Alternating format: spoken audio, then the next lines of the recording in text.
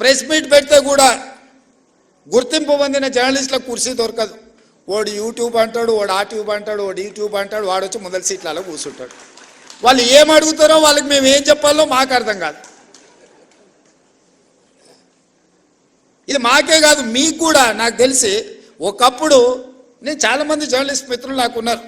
Senior journalist రాగానే లేచి కూర్చొచ్చి వీళ్ళు వెనక్కి పోయి కూర్చునేటోళ్ళు. మేము పత్రికా సమావేశం పెడితే కూడా ఒకవేళ డెస్క్ ఇన్ఛార్జ్లో లేకపోతే మీ దాంట్లో సీనియర్ జర్నలిస్టులు వస్తే, వేరే సంస్థకి సంబంధించిన జర్నలిస్ట్ వస్తే కూడా లేచి జూనియర్స్ లేచి ముందు వరుస వాళ్ళకి ఇచ్చి వీళ్ళు వెనక్కి పోయేటోళ్ళు.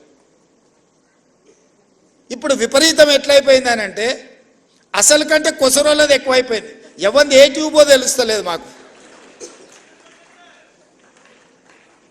ఇక ఆ ట్యూబ్లో ఎక్కడికంటే అక్కడికి వెళ్ళిపోయి ఏది పడితే అది మాట్లాడితే అక్కడ ఉన్న ప్రజలు ఏమన్నా అంటే చూసిరా జర్నలిస్టుల మీద దాడి అని. జర్నలిస్ట్ అనే పదానికి డెఫినేషన్ ఏందో మీరు డిసైడ్ చేయండి.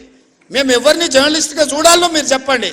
ఎవడు దోస్తే వాడు ట్యూబ్ పెట్టుకొని ఆ ట్యూబ్లో పెట్టుకొని వాడు మెడలో పట్టేసుకొని మెడలో ఇది కట్టుకొని వాడు నేను ట్యూబ్కో జర్నలిస్ట్ అని బయలుదేరితే వాళ్ళు వివరించే విధానాన్ని బట్టి ప్రజలు వివరిస్తారు.